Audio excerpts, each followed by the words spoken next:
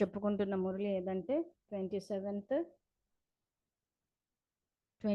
April 1972. ఈ మురళిలో బాబా మన అదృష్టాన్ని, మన భాగ్యాన్ని ఎలా రచించుకోవాలో చెప్పారు. సో దానికి సంబంధించి మన కర్మ ఫిలాసఫీ ఇప్పటికీ చాలా చెప్పుకున్నాం. నిన్నటి క్లాస్లో కూడా మన క్లాస్ ఎక్కడ ఆపామంటే, మనం చేసే కర్మల ద్వారా ఏ సృష్టిని రచిస్తున్నాము. సో బాల్య వివాహాలు, సామాజిక దురాచారాలు, వీటన్నిటి గురించి నిన్న మాట్లాడుకున్నాం. అంటే కలియుగంలో కూడా కింద స్థితికి వచ్చేసాం. అంటే ఈరోజు మనం చేసే సేవల ద్వారా సత్యుగి స్థాపన కాకుండా కలియుగి స్థాపన జరిగితే, సో ఆ సత్యుగి ప్రాప్తులు రావు. కలియుగి ప్రాప్తులు అంటే అసలు అవి ప్రాప్తులే కావు. అంత తమో ప్రధానతే, అంత అసలు బాబా లెక్కన కాకిరెట్టతో సమానం అది. సో కాబట్టి కర్మ ఫిలాసఫీ అర్థం చేసుకునేటప్పుడు ఈ మురళిని ఆధారంగా తీసుకుని చూస్తే, ఫస్ట్ స్టెప్ బాబా స్మృతి. ఎవరు స్మృతి చేయాలి? ఆత్మ చేయాలి. ఆ తర్వాత మనం సేవలు చేస్తూ పోయినప్పుడు మనం చేసిన సేవ యొక్క రిజల్ట్గా జ్ఞానం యొక్క ప్రకాశము, శక్తి రెండు వెళ్ళాలి. ఇది చెకింగ్ పాయింట్. ఇవి జరగలేదు అని అంటే అది వ్యర్థ ఖాతా అంటాడు. సమర్థ ఖాతా అంటే ఆ పుణ్య ఖాతా సత్యుగానికి. అంటే బాబా చెప్పే సబ్జెక్ట్ అంతా సత్యుగం వైపు నుంచి చెప్తాడు. సో అటు నుంచి తీసుకొని రావాలి ఆ సబ్జెక్ట్ని. సో ఆయన ఇచ్చే ప్రాప్తులు సత్యుగానికి ఇస్తున్నాడు అక్కడ. 21 జన్మలు సత్య త్రేత ఇవి కలిపి. సో మనని ఇక్కడ కలియుగి ఏదైతే ఉందో ఆ తమో ప్రధానత స్థితి, అది ఆయన ఇచ్చే ప్రాప్తి కాదు. అది మన ఓను సొంత క్రియేషన్. మనం క్రియేట్ చేసుకున్నాం అంతే. ఆయన వద్దని చెప్పినా చేసాం. సో కాబట్టి ఇప్పుడు ఈ మురళిని ముందర పెట్టుకోండి. 27th ఏప్రిల్ 1972, 1972 ఏప్రిల్ నెల 27వ తారీఖు. ఈ మురళి 408వ పేజీ. ఎక్కడ ఆపామంటే, ప్రతి సంకల్పం, ప్రతి మాట, ప్రతి కర్మ జ్ఞాన స్వరూపంగా ఉండాలి. ఇటువంటి వారిని నాలెడ్జ్ఫుల్ అంటారు. సో దీనికి సంబంధించి మనము ఎగ్జాంపుల్స్ ఇచ్చుకున్నాము. తర్వాత ఇప్పుడు ఈరోజు కూడా కొంత జ్ఞానం తెలుసుకుని మళ్ళీ ప్రాక్టికల్ ఎగ్జాంపుల్స్ ఇస్తే అప్పుడు మీకున్న ఏమైనా సందేహాలు ఉంటే అయిపోయి సమాధాన స్వరూపాలు అయితే ఇంక ఇప్పుడు ప్రాక్టికల్గా ఇప్పటి నుంచి కరెక్ట్గా చేసుకుంటూ వెళ్ళిపోవచ్చు. ఎవరు ఎంత నాలెడ్జ్ఫుల్గా ఉంటారో, సో కింద నుంచి 11వ లైన్. సో ఎవరు ఎంత నాలెడ్జ్ఫుల్గా ఉంటారో అంత కేర్ఫుల్గా అంటే జాగ్రత్తగా ఉంటారు. ఇలా ఎవరు ఎంతగా కేర్ఫుల్గా అంటే జాగ్రత్తగా ఉంటారో అంతగా వారు చీర్ఫుల్గా అంటే హర్షితముఖిగా ఉంటారు. ఒకవేళ కేర్ఫుల్గా లేరు అంటే బాబాకి ప్రియంగా కూడా కాలేరు.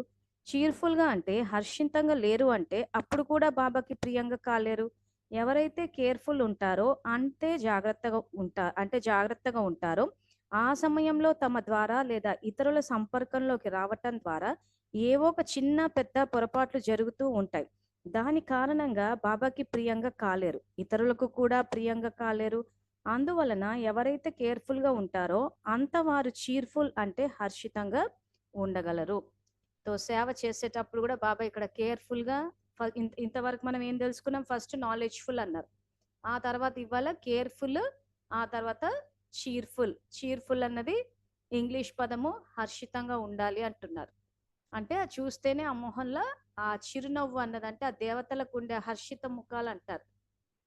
సో అంటే ఎప్పుడు చూసినా హర్షితంగా అంటే శాశ్వతంగా అది మొహం మీద కనిపించాలన్నమాట. ఆ మొహం ఎప్పుడు చూసినా అలా మొట్టమొట్టమలాడిపోతుంది, చూస్తేనే దడబుట్టేస్తోంది, భయం వేసేస్తోంది, ఎవరేమంటారో ఏమిటో అని చెప్పేసి ఆ భయానికి ఫీవర్ వచ్చినంత పని అవుతోంది అని అంటే అది చీర్ఫుల్ స్వరూపం కాదు, అది హర్షిత ముఖం కాదు. సో మనల్ని చూస్తే ఎవరికైనా భయం వేస్తోంది, మనల్ని చూస్తే ఎవరికైనా అలజడిలోకి వెళ్ళిపోతున్నారు, ఎవరైనా స్థితి పాడైపోతుంది అని అంటే పూర్తిగా అసలు స్వరూపం ద్వారా సేవ జరగట్లేదని అర్థం. సో అందుకే ఆ రకంగా మీరు గనక కేర్ఫుల్గా ఉంటే అప్పుడు చీర్ఫుల్గా ఉంటారు. అందువలన ఎవరైతే కేర్ఫుల్గా ఉంటారో అంతవారు చీర్ఫుల్గా అంటే హర్షితంగా ఉండగలరు. కేర్ఫుల్ అంటే పురుషార్థంలో టెన్షన్, ఆందోళన పెట్టుకోకూడదు. చీర్ఫుల్ అంటే హర్షితంగా ఉండాలి. సో నాలెడ్జ్ఫుల్ అంటే బాబా ఏమర్థం చెప్పారు? ప్రతి మాట, ప్రతి సంకల్పము, ప్రతి కర్మ జ్ఞానస్వరూపంగా ఉండాలి. తర్వాత ఇప్పుడు నెక్స్ట్ కేర్ఫుల్గా అంటే పురుషార్థంలో టెన్షన్, ఆందోళన పెట్టుకోకూడదు అంటున్నారు. అంటే ఎప్పుడైతే ఆలోచనల మీద అటెన్షన్ పోతుందో, అంటే మనం పైన వాక్యానికి చూసుకోవాలంటే ప్రతి మాట కర్మ, ఆ తర్వాత మాట ప్రతి సంకల్పం జ్ఞాన స్వరూపంగా ఉండాలి. అలా లేదు అని అంటే అక్కడ ఏమైపోతుంది, టెన్షన్ వచ్చేస్తుంది, అంటే ఆందోళన వచ్చేస్తుంది. అలా ఆందోళన వచ్చిందంటే మీరు కేర్ఫుల్గా లేరు అని అని అర్థం. ఎక్కడ కేర్ఫుల్గా లేము, మన సంకల్పము మాట కర్మలో కేర్ఫుల్గా లేమని అర్థం. అలా ఎప్పుడైతే టెన్షన్ పడతామో మొహంలో హర్షిత ముఖంగా ఉండలేరు అని అంటున్నారు. కేర్ఫుల్గా ఉండటం అంటే పురుషార్థంలో నిమగ్నమైపోయి ఆందోళన పెట్టుకోకూడదు. చీర్ఫుల్గా ఉండాలి అంటే హర్షితంగా ఉండాలి. కేర్ఫుల్గా ఉండటం అంటే పురుషార్థంలో నిమగ్నమైపోయి చీర్ఫుల్ అంటే హర్షిత స్థితి లేకుండా ఉండకూడదు. ఇలా కేర్ఫుల్గా ఉండేదానికి గుర్తు ఏమిటంటే చీర్ఫుల్ అంటే సంతోష స్థితి మీలో కనిపించాలి. పురుషార్థంలో ఎంత ధ్యాస పెట్టుకుని పురుషార్థం చేస్తారో అంత మీ ముఖంలో హర్షిత స్థితి కనిపించాలి. ఇలా ఈ 3 లక్షణాలు అంటే నాలెడ్జ్ఫుల్ అంటే జ్ఞానస్వరూపంగా ఉండాలి, కేర్ఫుల్ అంటే పురుషార్థంలో జాగ్రత్తగా ఉండాలి, చీర్ఫుల్ అంటే హర్షితంగా ఉండాలి. ఈ 3 విషయాలు ఉన్నప్పుడే లక్కీగా మరియు లవ్లీగా అవుతారు. సో ఇప్పుడు మన ప్రశ్నలకు మనం అక్కడ డబ్బులు వేసాము, ఇక్కడ సేవలు చేసాము, అది చేసాము, ఇది చేసాము, దానికి పుణ్యం వస్తుందా రాదా అంటే ఇది చట్టం. ఇది చేసేటప్పుడు నాలెడ్జ్ఫుల్గా చేశారా, కేర్ఫుల్గా చేశారా, చీర్ఫుల్గా చేశారా. సో ఇప్పుడు అందుకే నేను చెప్పేది, క్లాస్లో మీరు ప్రశ్నలు అడిగేటప్పుడు మేము అక్కడ డబ్బు వేసాము, మాకు అక్కడ పుణ్యం వస్తుందా పాపం వస్తుందా అంటే మేము చెప్పలేము. ఎందుకు అనంటే మీ స్థితి ఎలా ఉందా అన్నది మీరే చెప్పాలి. మీరు వేసేటప్పుడు మీరు జ్ఞాన స్వరూపంగా అంటే అది జ్ఞానం చెక్ చేశారా లేదా, ఇంతకాల వెయ్యొచ్చు అని చెప్పి జ్ఞానం ఉందా లేదా. సో మన డబ్బు గురించే కదా వచ్చి సబ్జెక్ట్ అంతా వచ్చింది. సో డబ్బు ఎక్కడ వేయాలని బాబా శ్రీమత్ అని చెప్పేశారు. సో అది చూసుకోవాలి, చూసుకుని బాబా ఎక్కడ వేయమంటే అక్కడ వేయాలని చెప్పారు. సో అది జ్ఞాన స్వరూపంగా. ఆ తర్వాత వేసేటప్పుడు ఇది కేర్ఫుల్గా అంటే జాగ్రత్తగా, అంటే ఏ టెన్షన్ లేకుండా. సో ఎవరైనా సీరియస్గా పురుషార్థం చేసేవాళ్ళు ఉంటే ఈ వాక్యాలు అండర్లైన్ చేసుకోండి. అప్పుడు మీకు కర్మ ఫిలాసఫీ మీద అవగాహన వచ్చేస్తుంది. రేపు సేవలు చెయ్యాలన్నా, ఆ తర్వాత ధనం సేవ చేయాలన్నా, ఏది సేవ చేయాలన్నా మీకు స్పష్టత వచ్చేస్తుంది.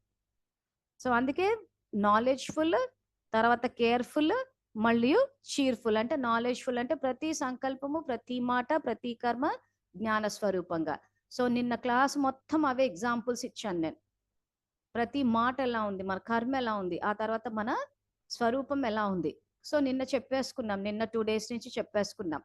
సో ఇప్పుడు కేర్ఫుల్, తర్వాత హర్షిత ముఖంగా ఉన్నామా, టెన్షన్ లేకుండా ఉన్నామా, దీనికి ప్రాక్టికల్ ఎగ్జాంపుల్స్ కూడా ఇస్తాను. సో ఈ 3 విషయాలు చెక్ చేసుకోవాలి. సో ఇంట్రెస్ట్ ఉన్న వాళ్ళు ఎవరైతే శ్రేష్ఠ భాగ్యాన్ని సత్యుగి భాగ్యాన్ని తయారు చేసుకోవాలనుకుంటున్నారో వాళ్ళైతే ఈ వాక్యాలు అండర్లైన్ చేసుకోవడము, బుక్లో కూడా నోట్ చేసుకుంటే అప్పుడు మీరు కాస్త మనన చింతన చేస్తే రేపు మీరు ఏ సేవ అయినా చేయాలన్నా మనసా వాచ కర్మన, తనువు ద్వారా ధనం ద్వారా ఏది చెయ్యాలన్నా కానీ అలా నోట్ డౌన్ చేసుకుని మనన చింతన చేస్తే ఆ పరిస్థితి వచ్చినప్పుడు ఆత్మనే మీకు ఇండికేషన్ వేసేస్తుంది. ఇంకా మీరు అవునా కాదా, చెయ్యాలా వద్దా అన్న ప్రశ్న రాదు. సో చేస్తే ఏ ఖాతా తయారవుతుంది, సమర్థ ఖాతా తయారవుతుందా, వ్యర్థ ఖాతా తయారవుతుందా మీకే తెలిసిపోతుంది. మీకే తెలిసి ఉండాలి అన్ని. సో ఆ తెలవడం కోసమే మనం క్లాసులు పెట్టుకున్నాం, చేస్తున్నాము, పుస్తకాలు తీసి చదువుకోవాలి. ఆ తర్వాత ఇంకేమైనా మనకి అవునా కాదా అని అన్నప్పుడు కొంచెం జ్ఞాన చర్చలు జరిపితే అయిపోతుంది. సో నాకు తెలిసి యాక్చువల్గా జ్ఞానం కింద చదివితే అర్థమైపోతుంది. అందరు ఎక్కడ కన్ఫ్యూజ్ అవుతున్నారంటే ఇక్కడ జ్ఞానం చదువుతున్నారు, గడిచిపోయిన గతం చూసుకుంటున్నారు, బ్రహ్మకుమారులు చెప్పింది చూస్తున్నారు. సో ఇది అది కంపేర్ చేసుకుని ఏమైపోతుందంటే కన్ఫ్యూజ్ అయిపోతున్నారు. సో అలా చేయకండి. ఫస్ట్ సబ్జెక్ట్ అర్థం కావడానికి ఇప్పుడు మేము ఎట్లా అర్థం చేసుకున్నామంటే చదివేటప్పుడు బాబా చెప్పిందిదని ఈ జ్ఞానాన్ని జ్ఞానం కింద అర్థం చేసుకుంటే చాలా సులువుగా అర్థమైపోతుంది. మనం ఇది చదివి అక్కడ కంపేర్ చేసాం అనుకోండి, ఆ కంపేర్ చేసినప్పుడు కన్ఫ్యూజన్ వచ్చేస్తుంది. ఆ తర్వాత ఎన్నో ఎన్నో లక్షలు వేసేసారు చాలా మంది. ఇప్పుడు దానికి శ్రీమతమే లేదు అని అంటే ఆ మనసు బాధ అనిపిస్తోంది. ఆ మనసు బాధ అనిపించేసరికి ఏమైపోయింది అంటే మాకు రాదా అని మళ్ళీ అడగడము. అడిగినప్పుడు ఎక్కడో చోట అది దానివల్ల ఇంత వస్తుంది అని అంటే మనసు స్వాంతన పొందుతుంది అన్నట్టు మేము బాబాకే ఇచ్చాము అంటున్నారు. కానీ బాబా స్వీకరించాలి కదా, మీరు ఇచ్చామంటున్నారు, ఆయన తీసుకోద్దా, మనం ఇస్తే సరిపోతుందా. సో మనసు ఒప్పుకోవట్లేదు. సో మనసు ఒప్పుకోనప్పుడు కొంచెం జరుగుతాయి. అందరి లైఫ్‌లో ఏవో ఒకటి తెలియక చేశాము. సరే అయిపోయిందేదో అయిపోయింది. ఇప్పుడు సరిదిద్దుకుంటే సరిపోయింది గదా! సో కాబట్టి ఇప్పుడన్నా ఇంకా సరిదిద్దుకుంటాము. ఇంక మేము ఏది చేసినా వ్యర్థంలోకి వెళ్ళకూడదు అనుకుంటే అండర్‌లైన్ చేసుకోండి. బుక్‌లో నోట్ చేసుకోండి. ఎందుకంటే మీరు బుక్‌లో అండర్‌లైన్ చేసేసుకొని మూసేసిన తర్వాత అవును ఇంత కర్మ ఫిలాసఫీ నుంచి ఎక్కడ చెప్పింది ఏ మురళి అని మళ్ళీ డౌటొస్తది. సో అప్పుడు మీరు నోట్‌బుక్ పెట్టుకొని ఈ డేట్, మురళి డేట్, ఈ మురళిలో అదృష్టం తయారవ్వడానికి ఏ పద్ధతి చెప్పారని చెప్పి రాసుకుంటే రేపు రెఫరెన్స్‌కుంటే మురళి అంతా చదివితే మీకు రివైజ్ అయిపోతే రేపు సేవలు చేసేటప్పుడు ఎక్కడ మీ ధనాన్ని వేయాలి, వేస్తే ఎంత పుణ్యం వస్తది, ఎంత రాదన్నది మీకే తెలిసిపోతది. సో కాబట్టి ఇంట్రెస్ట్ ఉన్న వాళ్ళు ఈ లైన్స్ అండర్‌లైన్ చేసుకోవచ్చు. ఈ 3 విషయాలు ఉన్నప్పుడే లక్కీగా మరియు లవ్లీగా అవుతారు. ఒకరికొకరు సహయోగం చేసుకోవడం ద్వారా కూడా అదృష్టం తయారవుతుంది. కానీ ఒకరి నుంచి ఒకరికి సహయోగం కూడా కేర్‌ఫుల్‌గా, చీర్‌ఫుల్‌గా ఉన్నప్పుడే అవుతుంది. ఒకవేళ మీరు చీర్‌ఫుల్‌గా లేరు అంటే, సక్సెస్‌ఫుల్‌గా అంటే విజయీవంతులుగా కూడా కాలేరు. కనుక కేర్‌ఫుల్‌గా అంటే జాగ్రత్తగా మరియు చీర్‌ఫుల్‌గా అంటే హర్షితంగా ఉండాలి. అప్పుడు సక్సెస్‌ఫుల్‌గా అంటే విజయవంతంగా అయిపోతారు. అప్పుడు మీరు లక్కీ అంటే అదృష్టవంతులు కనుక ఈ 3 విషయాలు మీలో చూసుకోండి. ఒకవేళ ఈ మూడింటిలో మంచి పర్సెంటేజ్ అంటే మంచి శాతం ఉంటే అదృష్టవంతులుగా ఉన్నట్టు భావించండి. ఒకవేళ దీనిలో మీకు శాతం తక్కువగా ఉంది అంటే మీరు అదృష్టవంతమైన ఆత్మలు కాదు అంటే శాతం తేడా వచ్చేస్తుంది కనుక అదృష్టవంతమైన ఆత్మల గుర్తులు ఏమిటో అర్థమైందా అంటున్నాడు. ఈ 3 పాయింట్లు గనక మీ స్థితిలో ఉంటే మీరు అడిగిన ప్రశ్నలు ఏవైతే ఉందో ఈ సేవలు చేసాం, పెట్టాము, సెంటర్‌కెళ్ళి చేసేటప్పుడు చీర్‌ఫుల్‌గా చేశారా? హర్షితముఖంగా చేశారా? మీ సంకల్పాల మీద, మాట మీద, కర్మ మీద ధ్యాస పెట్టుకున్నారా? వాయుమండలాన్ని సతోగా చేశారా? తమో ప్రధానమైన భయము, క్రోధము, అలజడి వీటిని వ్యాపింపచేశారా? మాట విషయానికొచ్చేసరికి మరక్కడ తప్పు జరుగుతూ ఉంటే మరి మేమైనా మన వాచాన్ని ఉపయోగించామా? లేదా సైలెంట్‌గా భరిస్తూ పోయామా? సో ఇవన్నీ చెక్ చేసుకుంటే మీరెక్కడొచ్చేస్తారో మీకే తెలిసిపోతుంది. సో ఇప్పుడు దీనికి సంబంధించి ఒక ప్రాక్టికల్ ఎగ్జాంపుల్ తీసుకుందాము. సో పుణ్యం అంటే పుణ్యం వస్తుందా రాదా మరి బాబా ఎలా చెప్తున్నారు ఏంటని చెప్పేసి ముఖ్యంగా ఏవైతే సెంటర్‌లో ఎవరైనా శరీరం వదిలినప్పుడు ఏదైతే భోగులు పెడుతూ ఉంటారో బ్రహ్మ భోజనాలు, స్మృతి దివసాలని చెప్పి మరి దానికి శ్రీమతం ఉందా లేదా? ఇంతకు బాబా ఏం చెప్తున్నారు కర్మ ఫిలాసఫీ ప్రకారం అని తెలుసుకుందాము. సో ఈ వీడియో ఆల్రెడీ రికార్డ్ అయ్యి ఉంది. సో నేను ఇక్కడ స్క్రీన్ మీద మళ్ళొకసారి ప్లే చేసి చూపిస్తాను. ప్రత్యేక శీర్షికల్లో ఉంది. మొత్తం అంతా ప్లే చేయను. కొంచెమే చేస్తాను. మీరు తర్వాత పూర్తిగా చూసుకోండి.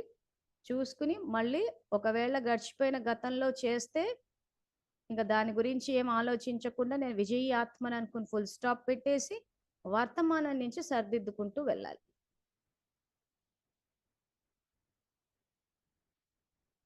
14వ తారీఖు సాకార మురళిలో స్పష్టత ఇచ్చారు.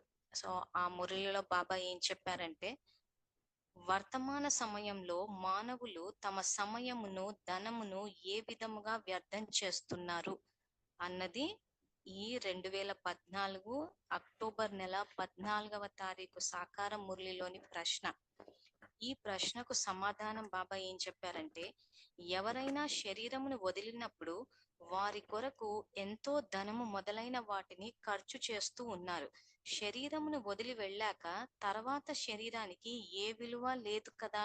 కావున దాని కొరకు ఏమి చేసినా సమయాన్ని, ధనాన్ని వ్యర్థం చేస్తున్నట్లే. ఇది బాబా ఇచ్చిన వివరణ. మరి విద్యాలయంలో మరి పరివారంలో శరీరాన్ని వదిలితే పోగు పెట్టవచ్చానంటే బాబా చెప్పడం అయితే సమయాన్ని, ధనాన్ని వ్యర్థం చేస్తున్నట్లే అంటున్నారు. ఎందుకంటే శరీరము వదిలి వెళ్ళిన తర్వాత ఆ శరీరానికి ఏ విలువ లేదు కదా అని అంటున్నారు. సో దీని గురించి ఇంకొంచెము వివరణలోకి వెళ్తే, ఆ రోజు మురళిలో బాబా ఏం చెప్పారంటే, ఎవరైనా మరణిస్తే ఎంతో సమయాన్ని పోగొట్టుకుంటారు. ఆత్మ ఏమో వెళ్ళిపోయింది, మిగిలిన శవానికి విలువ ఏముంది? భక్తి మార్గంలో శరీరానికి విలువ ఉంది. జడ చిత్రాలను ఎంతగానో పూజిస్తారు. కానీ వారు ఎప్పుడు వచ్చారో, ఎలా వచ్చారో దానిని గురించి వారికి ఏమీ తెలియదు. దీనిని భూత పూజ అని అంటారు, పంచతత్వాలను పూజిస్తారు అని అంటున్నారు. సో ఇక్కడ బాబా ఏంటంటే భక్తి మార్గంలో దేహాభిమానం వల్ల ఏమవుతుందంటే అక్కడ శరీరానికి ఎంతో విలువ ఉంది. కాబట్టి ఆ శరీరాన్ని వదిలేసిన తర్వాత జడ చిత్రాలను, అంటే ఆ శరీరం వదిలేసిన వాళ్ళ జడ చిత్రాలను ఎంతగానో పూజిస్తారు. కానీ వారు ఎప్పుడు వచ్చారో, ఎలా వచ్చారో దానిని గురించి వారికి ఏమీ తెలియదు అంటున్నారు. సో ఆత్మ తన యొక్క ఆత్మిక యాత్రలో ఉంది. ఎప్పుడైతే ఆ కుటుంబ సభ్యులతోటి లెక్కాచారం అన్నది పూర్తవుతుందో, ఆ తర్వాత ఆత్మ ఒక్క క్షణం కూడా ఉండదు. శరీరాన్ని వదిలేసి తన యాత్రలో వేరే శరీరాన్ని తీసుకొనికి వెళ్ళిపోతుంది. కాబట్టి ఎప్పుడు వచ్చారో, ఎలా వచ్చారో వారికి ఏమీ తెలియదు. దీనిని భూత పూజ అని అంటారు. పంచతత్వాలను పూజిస్తారు అంటున్నారు.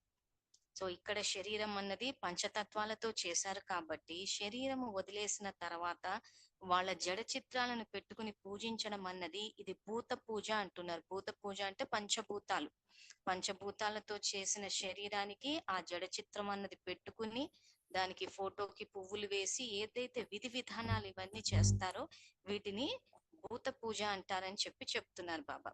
ఇంకేమంటున్నారంటే ఆ మురళిలో, ఆత్మ వెళ్ళిపోతుంది, శరీరము దేనికి పనికిరాదు, చండాలునికి ఇస్తారు, పద్ధతి ఆచారములను అనుసరించి దహనము చేస్తారు. అంతేకాని వారి మట్టిని విమానాలలో పేరు ప్రతిష్టల కొరకు తీసుకొని పోతారు. అక్కడ సత్యయుగంలో ఇదంతా ఏమీ ఉండదు.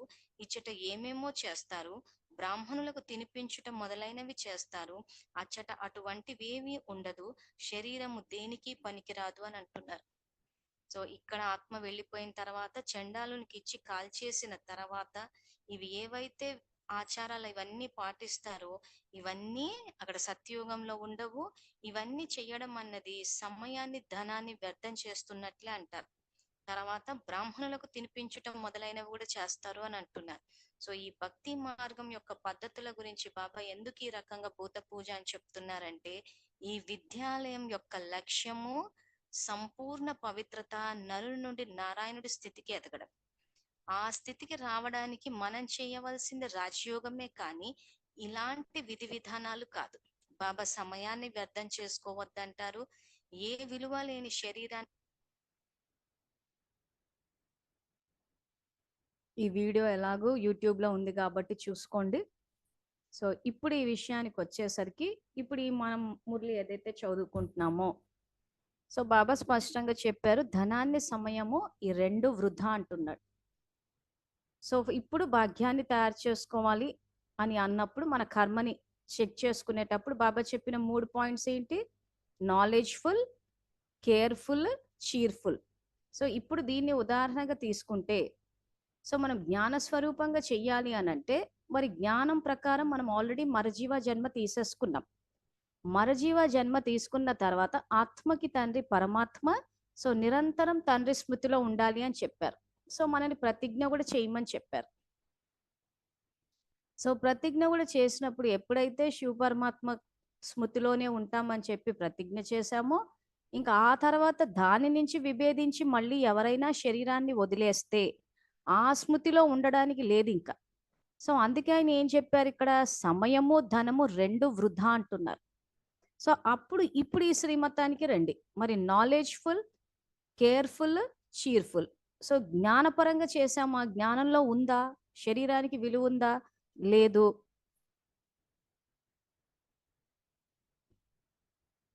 సో శరీరం ఏదైతే ఉందో ప్రతి మాట, కర్మ, సంకల్పము జ్ఞానపరంగా ఉండాలన్నారు. సో జ్ఞానపరంగా ఆయన ఎవరైనా శరీరం వదిలితే దానికి జ్ఞానపరంగా అక్కడ ఆ పాయింట్, ఫస్ట్ పాయింట్ జ్ఞానపరంగా దగ్గరనే అవుట్. సెకండ్ ఏమంటున్నాడు? కేర్ఫుల్గా చేయాలంటున్నాడు. కేర్ఫుల్గా చెయ్యాలి అని అంటే టెన్షన్లు పడకుండా, ఆందోళన పడకుండా ఇవన్నీ చెయ్యాలి అంటే ఆ సేవలు చేసేటప్పుడు అసలు శాంతితో చేస్తున్నామా? ఏ స్థితిలో చేస్తున్నామో? ఒకరు శరీరం వదిలేశారు అని అంటే అక్కడ వాయుమండలం ఎలా ఉంటుంది? ఆ తర్వాత ఒక మనిషి అక్కడ శరీరం వదిలేసిన అటువంటి సమయంలో చీర్ఫుల్గా నవ్వుతూ హర్షితంగా ఉంటామా? అసలు శ్రీమతమే లేని చోట మనం సేవలు చేసేసి మేము బాబా సేవ చేశాము అంటున్నారు. బాబా ఏం చెప్తున్నారు? సో ఇదేంటంటే మొత్తం జ్ఞానం తెలుసుకోవాలి, ఒక్కొక్క పాయింట్ అప్లై చేస్తూ పోవాలి. సో నేను మరజీవ జన్మ తీసుకున్నాను, తండ్రి పరమాత్మ, సో ఆయన చెప్పేదే వినాలి. ఆ తర్వాత ఫాలో ఫాదర్ అన్నారు. సో అలాంటప్పుడు మనం శ్రీమతానికి వ్యతిరేకంగా వెళ్ళిపోయి మేము బాబా సేవ చేస్తాము అని అంటే ఆయన స్పష్టంగా చెప్పాడు, నేను వ్యర్థ ఖాతాలో వేసేస్తాను అని అంటే మనం ఏదైతే సమయాన్ని వాడామో, ఉదాహరణకి సమయాన్ని కూడా వేసేస్తా అన్నాడు. సో సమయం యొక్క కర్మ ఫిలాసఫీ ఏంటి ఇక్కడ? మీరు సమయాన్ని ఎప్పుడైతే సమర్థంగా వాడతారో సత్యుగి సమయాన్ని ప్రాప్తిగిస్తా అన్నాడు. అంటే మనం ఏ సేవ చేసినా ఈ మురళిలోనే ఉంది, జ్ఞానము శక్తి పోవాలి.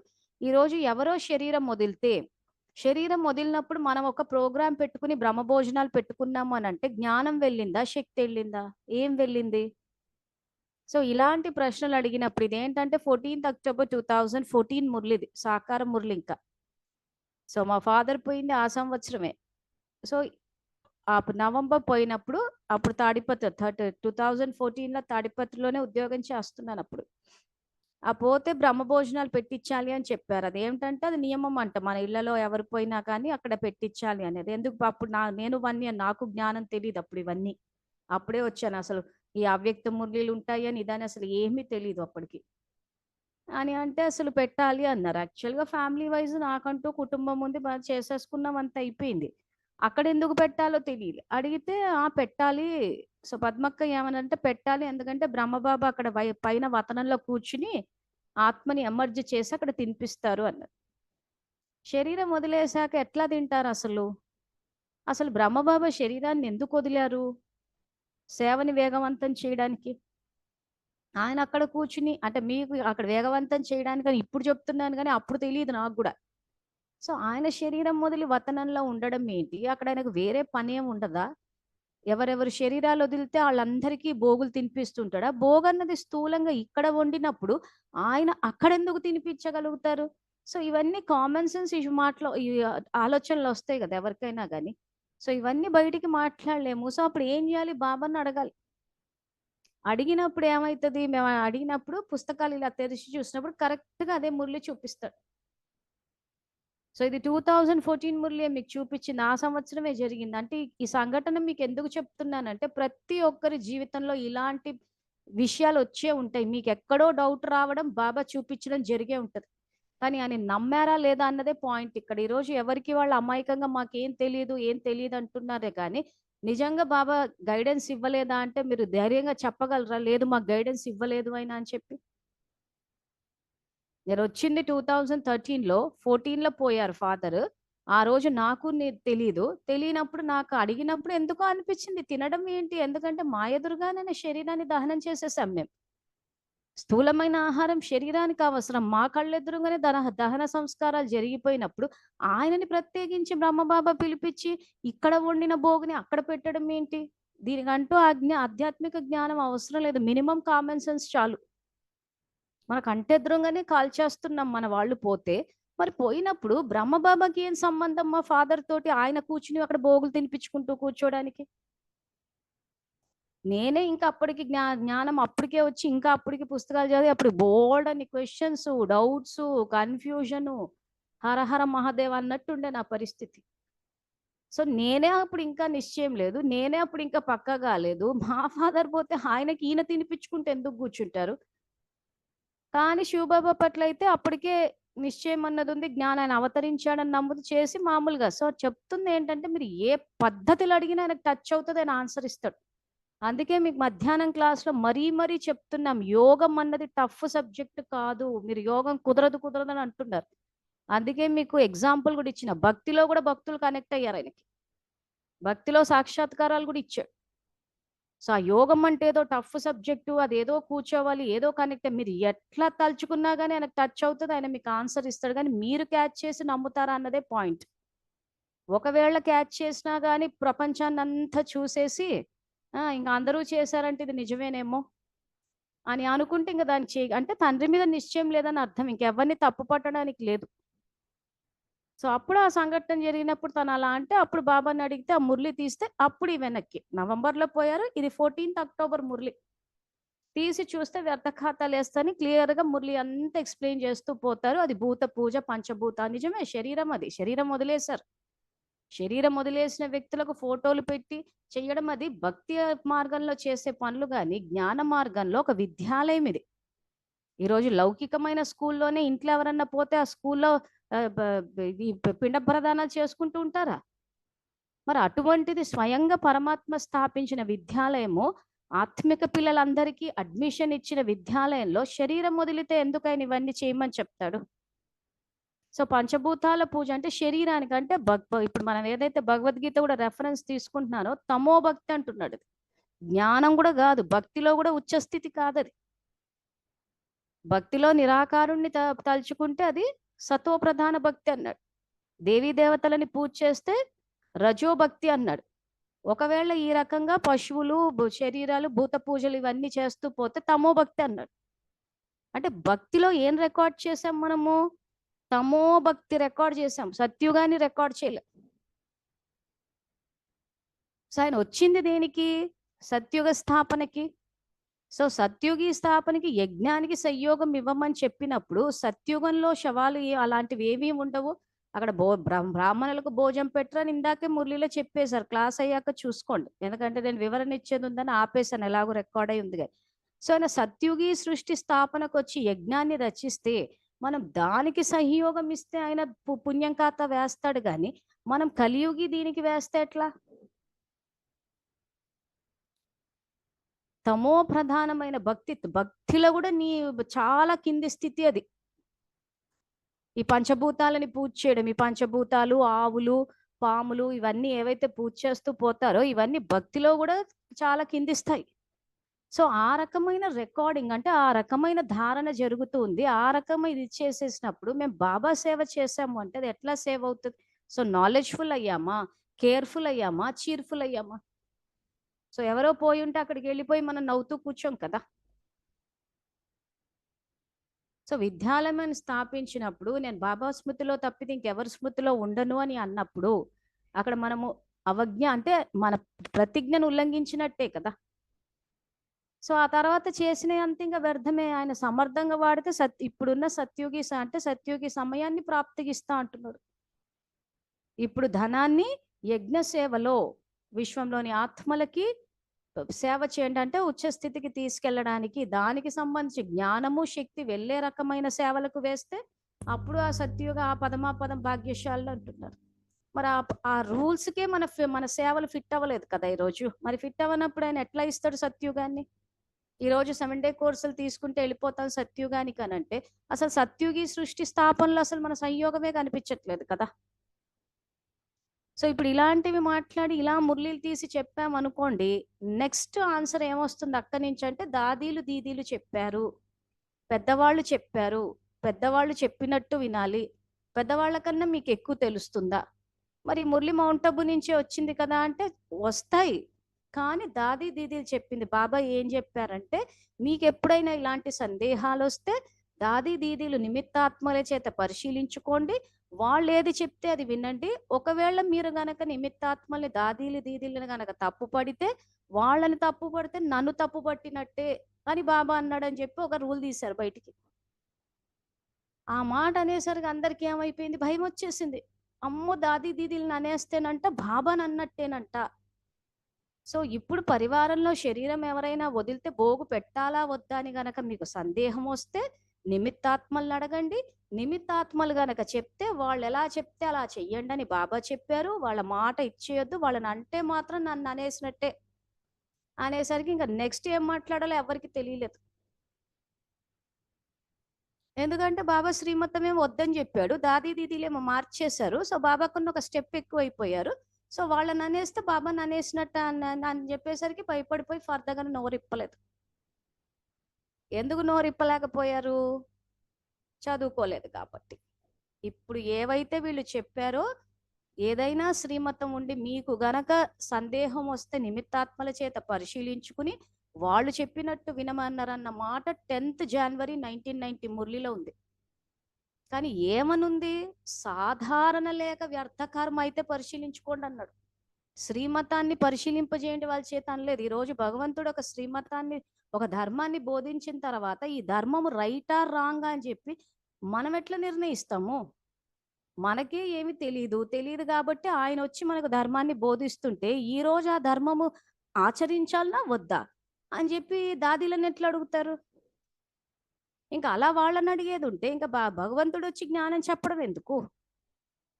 ఎలాగో మనకు అధర్మం ఏంటో తెలుసు. ఎలాగో అది పాటిస్తూ వచ్చేసే మనము కలియుగాన్ని తీసుకొచ్చేసాము. కలియుగాన్ని తీసుకొచ్చిన తర్వాత ఇంకా ఆయనొచ్చి ధర్మాన్ని బోధించి, ఆ ధర్మాన్ని పాటించాలా వద్దా అని చెప్పి నిమిత్తాత్మల చేత పరిశీలింప చేసుకుని, వాళ్ళేదో చెప్తే ఇంక ఈయనను పక్కన పెట్టినట్టు కాదా? ఇంకాయన జ్ఞానాన్ని ఎక్కడ ఆచరించినట్టు? సో వీళ్ళు ఏ శ్రీమతాన్నైతే తీసుకొచ్చి మమ్మల్నంటే బాబాని అన్నట్టే అని చెప్పేసి తీసేసి చేసేసారో, ఇప్పుడు ఆ మురళి అందరూ డేట్ రాసుకోండి. ఎందుకంటే ఈ పాయింట్స్ మీకు తెలిస్తే మీలో భయం పోతది. అజ్ఞానం వల్లనే భయమేస్తుంది. అజ్ఞానం వల్లనే తప్పుడు కర్మలకు సంయోగం ఇస్తూ పోతున్నాం. సో ఈ Murali date 10th January 1990.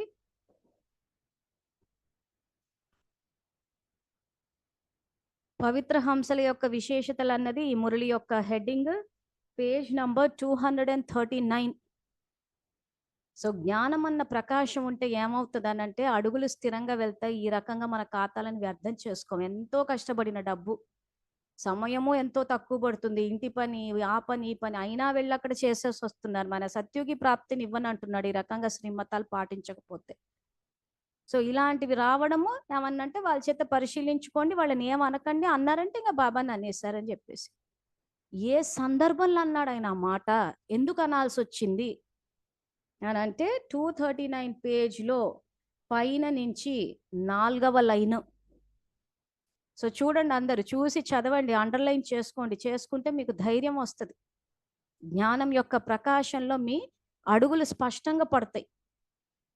So 4వ లైన్లో ఏం చెప్పారంటే, ఎప్పుడైనా ఏదైనా వ్యర్థ లేక సాధారణ కర్మ చేసే సమయంలో, సో ఈ వ్యర్థ లేక సాధారణ కర్మ అన్నది ఇక్కడ అండర్లైన్ చేసుకోండి. శ్రీమతం కాదు,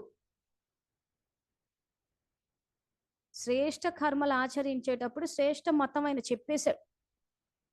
సో దాన్ని మళ్ళీ తీసుకెళ్లి దాదీలు దీదీలు నిమిత్తక్కయ్యలకు చెప్పి, అక్క బాబా ఇలా చెప్పారు మరి దీన్ని పాటించాలా వద్దా అంటే ఖచ్చితంగా అక్కయ్య పాటించొద్దనే అంటది బాబా మతాన్ని, బాబా చెప్పే శ్రీమతాన్ని. సో కాబట్టి అక్కయ్య బాబా మతాన్ని పాటించొద్దన్నదా, నేను అక్క మతాన్ని పాటించేస్తూ పోతే ఈ కలియుగమే వచ్చేస్తుంది. ఇప్పుడు జరిగింది కూడా అదే. ఎందుకంటే మరి మరి అందుకే చెప్తున్నా, పుస్తకాలు తీసి చూడండి అని.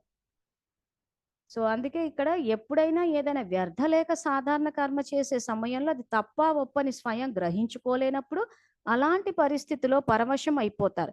అటువంటి పరిస్థితిలో సిద్ధి పొందడానికి శ్రేష్ఠ విధి ఏమిటి?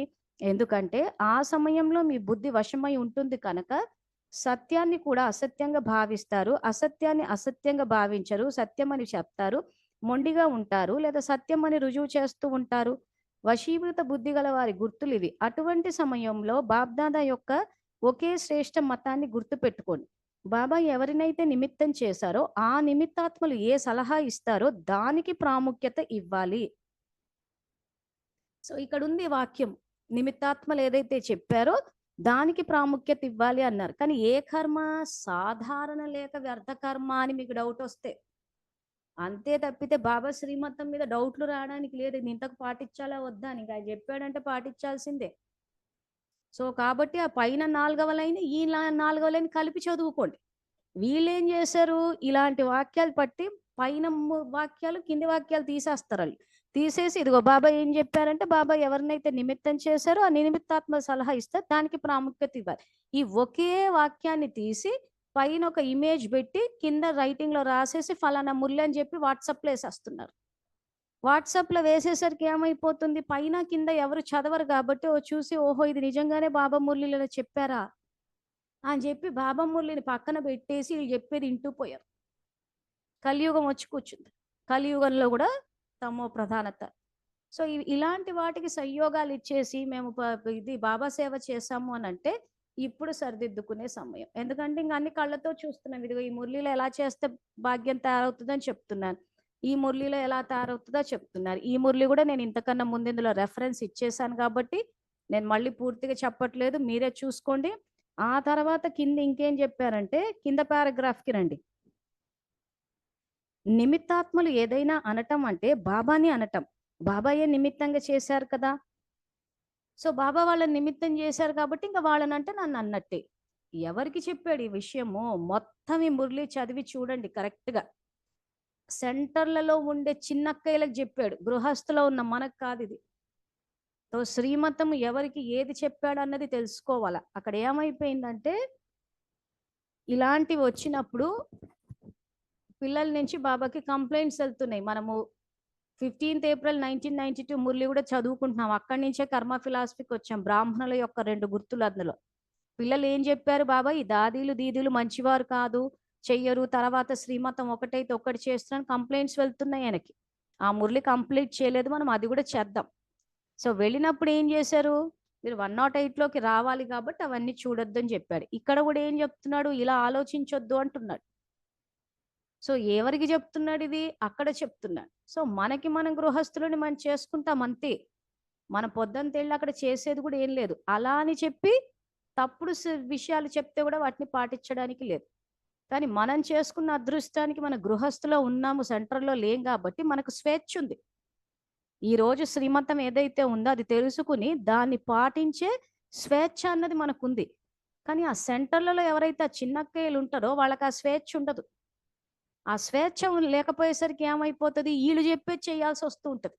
అది తప్పని తెలిసినప్పుడు ఏం చేస్తారు, వీళ్ళని నోరిప్పలేరు, లేదా ఇప్పినా అక్కడ పరిస్థితులు వేరుంటాయి. అప్పుడు వీళ్ళు వెళ్ళి బాబా దగ్గర మొత్తుకుంటూ ఉంటారు, బాబా ఇలా అయిపోతోంది అని చెప్పి. సో అప్పుడు బాబా ఏం చేశారు, నిజమే ఈ చిన్నపిల్లలు ఆ పెద్దవాళ్ళ కింద ఉన్నప్పుడు వాళ్ళు చెప్పినట్టే వినాల్సి వస్తుంది. అందుకని ఏం చేశారు, అలాంటివి జరిగినప్పుడు మీరు వాళ్ళు చెప్పినట్టు వినండి. అది తప్పుడు గనక అయితే మీ పాపాన్ని తీసుకెళ్లి వాళ్ళ ఖాతాలు వేస్తా అని చెప్పాడు. పూర్తిగా వాక్యాలు చదవండి, మీకే తెలిసిపోతుంది.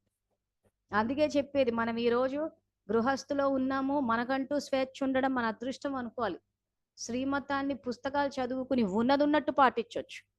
ఆ చిన్న అక్కయ్యలు ఏదైతే మనం అనుకున్నాం కదా, ఆ పెళ్లిళ్ళు చేసేస్తారు వాళ్ళకి, ఆ బాబాతోటి వాళ్ళకి ఏమీ తెలీదు. ఆ తర్వాత మురళీలు చదివాక ఎక్కడో బల్బు వెలుగుతుంది, ఇది రైట్ అది రాంగ్ అని.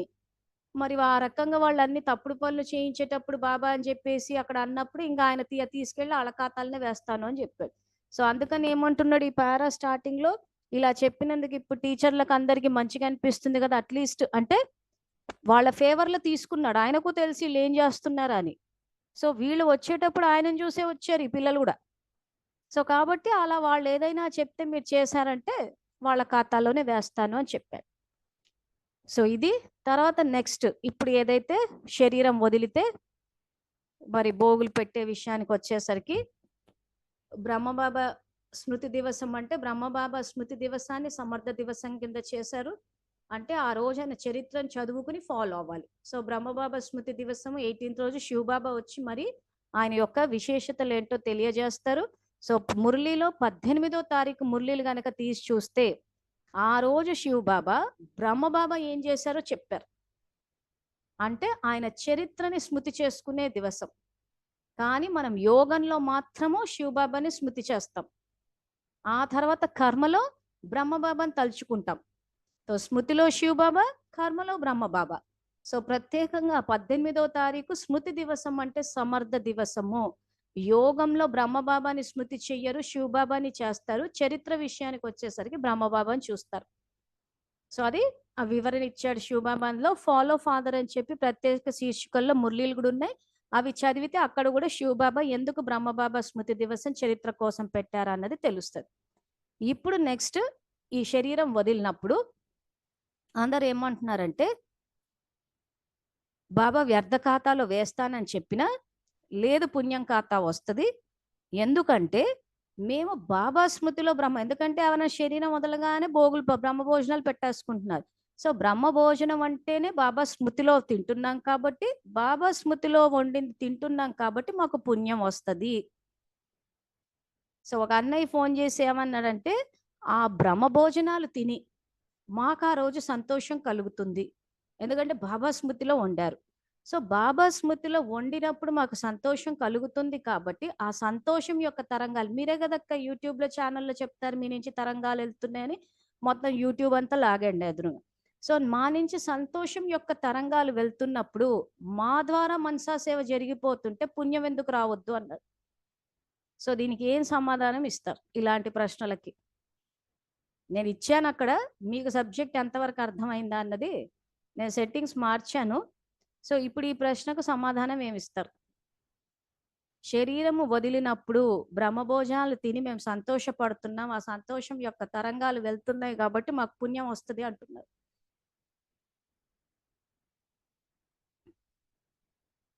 ఓం శాంతకే.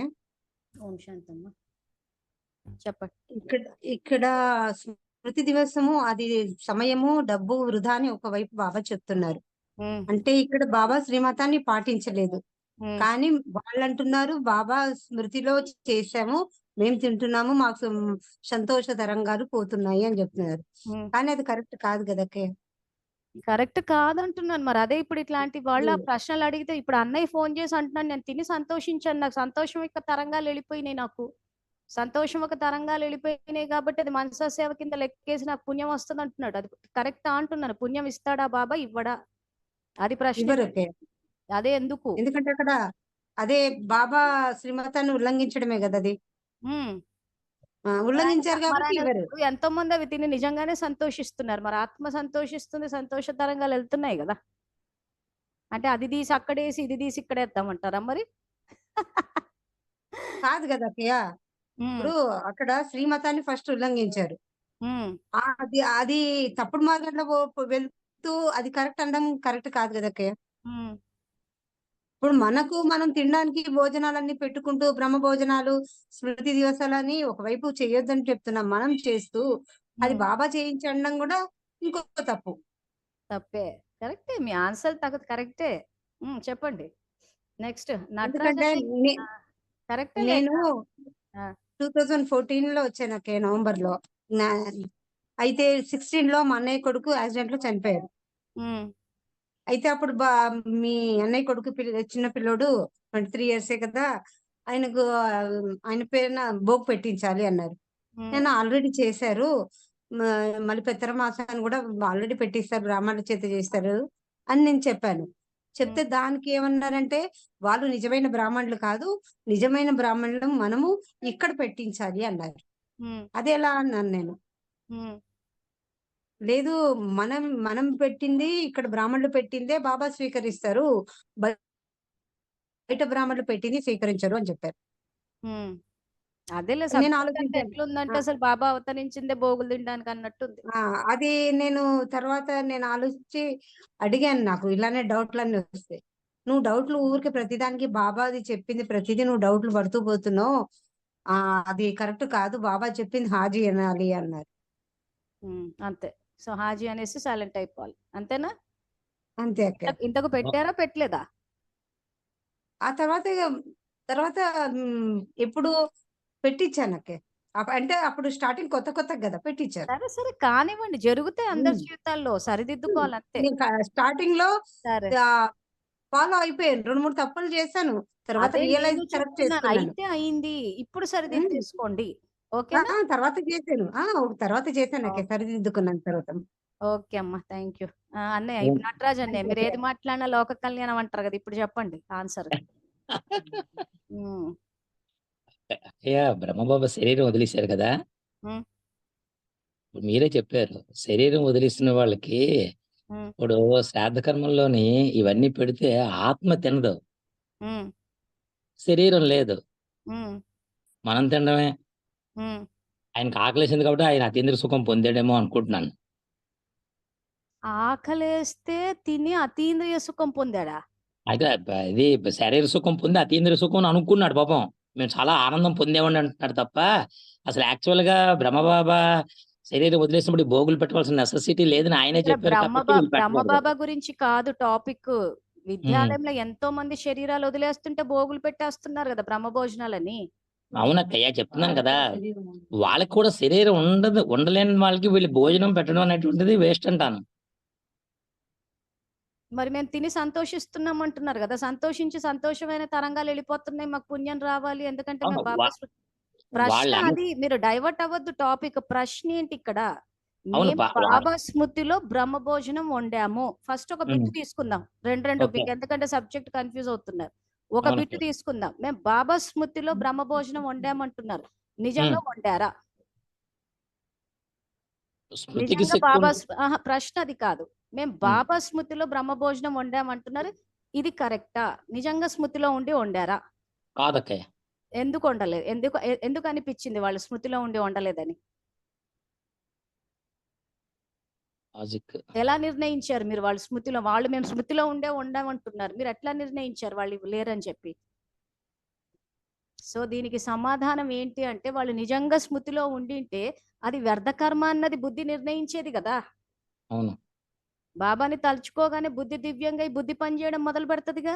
మరి అవును. బుద్ధి పనిచేయడం మొదలు పెట్టినప్పుడు ఆ బుద్ధి బాబా శ్రీమతానికి వ్యతిరేకంగా ఎందుకు వెళ్తది? బాబా శ్రీమతం లేదు కాబట్టి ఆత్మ వ్యర్థ కర్మలు చెయ్యదు, వ్యర్థ కర్మలకు ఎవరు సంయోగం ఇవ్వరు. అంటే బాబా స్మృతిలో లేరు. లేరు. సో బాబా స్మృతిలో లేకుండా అక్కడ వంట చేశారు. యా. అవునా? నెక్స్ట్ అవునక్క. క్వశ్చన్, అది తిని మేము సంతోషించాం కాబట్టి సంతోషం యొక్క తరంగాలు ఎలా ఎట్లా. చలో ఇప్పుడు ఒక పాయింట్ అయితే క్లియర్ అయిపోయింది, బాబా స్మృతిలో లేరని. బాబా స్మృతిలో ఉంటే శ్రేష్ఠ కర్మలు అవుతాయి, బాబా స్మృతిలో లేకపోతే వ్యర్థ కర్మలు అవుతాయి. అంటే వీళ్ళు దేనికైతే బ్రహ్మ భోజనం అని పేరు పెట్టారో ఆ భోజనం బాబా స్మృతిలో జరగలేదు. లేదు. జరిగింటే మాత్రము అసలు అలాంటి వ్యర్థ కర్మ జరగదు. సో ఒక Yeah. క్వశ్చన్ క్లియర్ అయిపోయింది. ఓకే. నెక్స్ట్, ఇప్పుడు ఆ బ్రహ్మ భోజనం తిని మేము సంతోషపడ్డాము, మా నుంచి సంతోషం యొక్క తరంగాలు వెళ్ళాయి, సో మాకు పుణ్యం రావాలి. సో దీనికి సమాధానం ఏంటి? ఆత్మస్థితి ఏంటి ఇక్కడ? సో దీనికి సమాధానం ఏంటంటే, ఇక్కడ రెండు ఉన్నాయి, అధీన సంస్కారము, అధికారి సంస్కారం. సో ఈ ఆత్మ ఏమైపోయింది? ఆహారం మీద అధీనమైపోయింది సంతోషానికి. అంటే రాజయోగే కాదు. రాజయోగులు అంటే ఎవరు? యోగులు. సో వాళ్ళు పరమాత్మ స్మృతిలో సంతోషపడతారు, కానీ ఎవరో చనిపోతే ఎప్పుడు ఎవరు పోతే భోగులు తిందామా అని చెప్పేసి ఏదో కమలాసన్ టైప్ లో ఉండకూడదు. స్వతంత్ర దేశంలో చావులు పెళ్లి టైప్ అని చెప్పేసి. సో ఆ రకంగా భోగు తింటే నాకు సంతోషం వేస్తోంది, ఎవరైనా శరీరం వదిలితే సంతోషం వేస్తోంది అని అంటే ఆత్మ అసలు రాజయోగియే కాదు. అసలు ఈ రోజు నోటి ద్వారా తిని సంతోషం వేస్తుంది అంటే ఇంద్రియ సుఖం. ఇది ఇంద్రియానికి వశం అయిపోయింది. సో ఈ రోజు మీరు ఇంద్రియ సుఖానికి వశమైపోయి మేము సంతోషపడ్డాము అని అంటే ఏ సంతోషం అది? సో సంతోషం అన్న స్థాయిలో కూడా ఇక్కడ ఆయన ఇచ్చే, అసలు ఆయన మన ఖజానాలన్నీ ఇచ్చిన తర్వాత ఎవరో శరీరం మొదలెత్తే అప్పుడు నేను తిని సంతోషిస్తా అంటే నీ సంతోషం యొక్క స్థాయి ఏంటి? సత్యుగి అతీంద్రియ సుఖమా లేకపోతే కలియుగి సంతోషమా? సంతోషంలో కూడా డిగ్రీలు ఉన్నాయి కదా. సంతోషం, సో సంతోషంలో హయ్యర్ డిగ్రీ ఏంటి? అతి ఇంద్రియ సుఖం, అది ఇవ్వడానికి వచ్చాడు. సో మనం ఇంద్రియ సుఖానికి వశమైపోయి, ద్వాపరం నుంచి ఇంద్రియాలకు వశమైపోయే ఆత్మశక్తి తగ్గిపోయింది. మన మధ్యాహ్నం క్లాసు ఏది, మన తాబేలు బయటకు వచ్చేసింది, చేసేసి పోయింది అంతే ఇంకా. సో సంతోషంలో అయిన హయ్యర్ డిగ్రీ అతి ఇంద్రియం. అంటే మీకు ఇంద్రియంతో అంటే మనకు తిండితో ఇంకా సంబంధం లేదు, శరీర నిర్వహణకు తింటాం అంతే. సో యోగులు జ్ఞాన భోజనాన్ని స్వీకరించి జ్ఞాన భోజనంతో అతీంద్రియ సుఖంలో ఉన్నప్పుడు ఎవరు శరీరం వదులుతారా, ఎవరికి ఏం ఫంక్షన్లు అయితే బర్త్డేలు పెడితే, అసలు నిజంగా బాబా స్మృతిలో ఉంటే మీ కర్మలు శ్రేష్టంగా ఉన్నప్పుడు మీరు ఎందుకు ఉల్లంఘిస్తారు శ్రీమతాన్ని? సో స్మృతిలో లేకుండానే వండినట్టు కదా మరి. స్మృతిలో లేకుండా వండింది తిన్నారు, తిని మేము తిన్నాము, అది సంతోషం వచ్చిందంటే ఏ సంతోషమో? ఇంద్రియ సుఖం కదా. సో ఇంద్రియాలకు వశమైపోయినప్పుడు నువ్వు అతి ఇంద్రియ సుఖంలో లేవు, ఇంద్రియ నిగ్రహం లేదంటే అసలు నువ్వు రాజయోగివే కానప్పుడు ఇవన్నీ సాధారణ కర్మలు. సాధారణ కర్మలు ఆచరించి నాకు సత్యుగి ప్రాప్తులు ఇవ్వమంటే ఆయన ఎందుకు ఇస్తాడు? సో శరీరం వదిలేసిన వాళ్ళు పెట్టారు, అది అంత వ్యర్థము. ఆ తర్వాత ఎవరెవరైతే సమయాన్ని కేటాయించి అవన్నీ అటెండ్ అవుతున్నారు, సమయాన్ని వృధా చేసుకుంటున్నారు, సంకల్పాలు వాడుతున్నారు, ఆ తర్వాత అక్కడ ఎవరైనా పోయిన చోటు ఇంకా అటువంటి పరిస్థితుల్లో హర్షితంగా ఏముంటాం? అంత పోయారని మేము ఆనందంగా ఉన్నామని అంటామా? అటెన్షన్ ఉంటుందా ఆలోచనల మీద? ఖచ్చితంగా చనిపోయిన వ్యక్తి ఫోటో పెడతారు, పువ్వులు వేస్తారు, ఆ తర్వాత అందరూ లైన్లు కట్టెళ్ళి ఆ ఫోటో దగ్గర పువ్వులు పెట్టుకుంటూ ఉంటారు. ఎక్కడున్నాడు బాబా?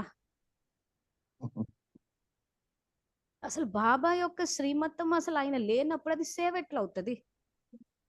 సో ఇప్పుడు మీ పురుషాన్ని చెక్ చేసుకోండి, మురళి పెట్టేసుకోండి. ఈ 27th ఏప్రిల్ 72, ఆ తర్వాత 10th జనవరి 1992. సో వీటిని రెండు దగ్గర పెట్టుకుని మీ సమయము, మీ ధనము, ముఖ్యంగా ధనం మీదనే మీ అందరికీ డౌట్లు వస్తున్నాయి. సో మనసు బాధ అనిపిస్తుంది. కష్టపడి సంపాదించిన డబ్బు ఈరోజు అయ్యో యజ్ఞంలో అని వేసామే గాని చూస్తే ఇలా జరిగిందా అని చెప్పి.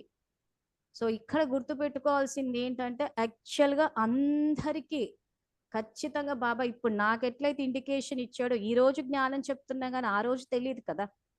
సో జ్ఞానుల్లో ఉన్నా లేకపోయినా చేసిన అందరినీ బాబా పట్టించుకుంటాడు. ఒక జ్ఞానులకే పరిమితం కాదైనా. భక్తిలో ఉన్నప్పుడు మనకు సమస్యలు రాలేదా, ఆయన వచ్చి తీర్చలేదా?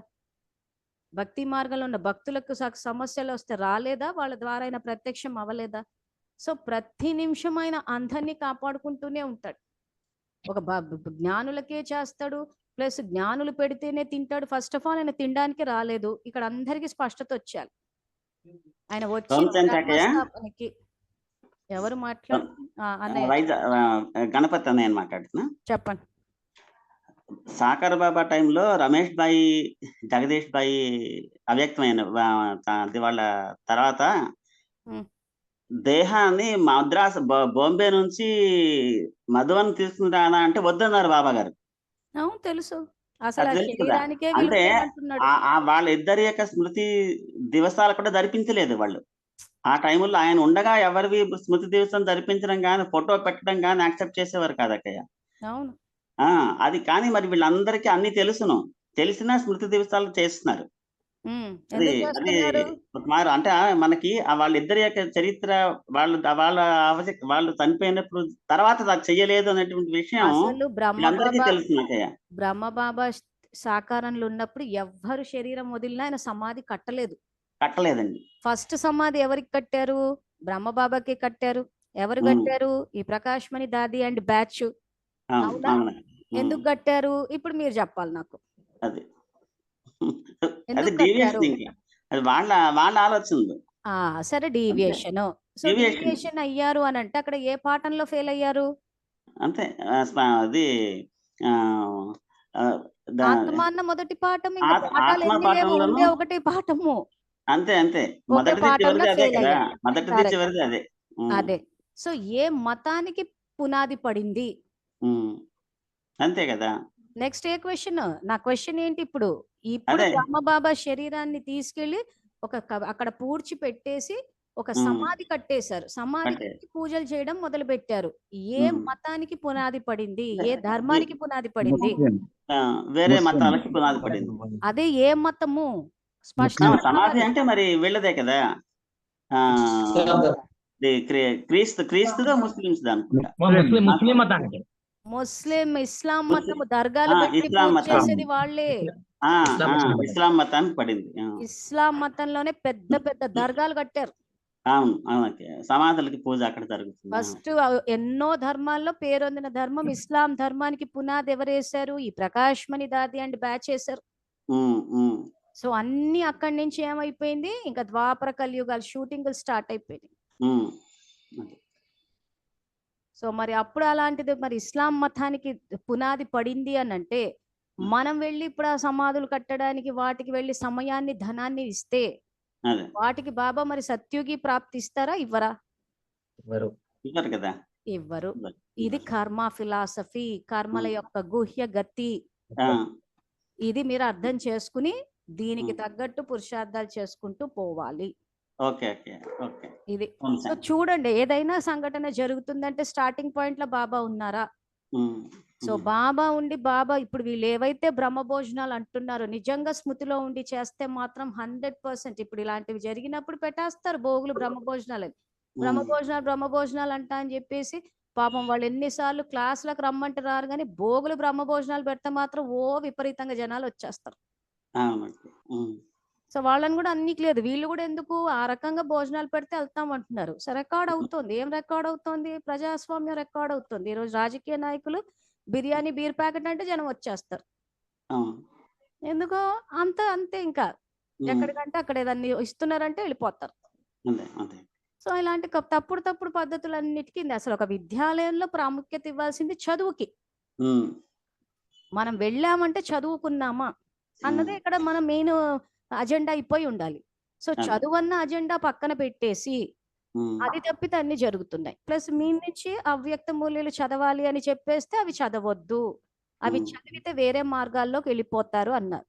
ఉమ్, అన్నప్పుడు మన బుద్ధి వాడాలి. ఎట్లా వెళ్తారు వేరే మార్గాల్లోకి?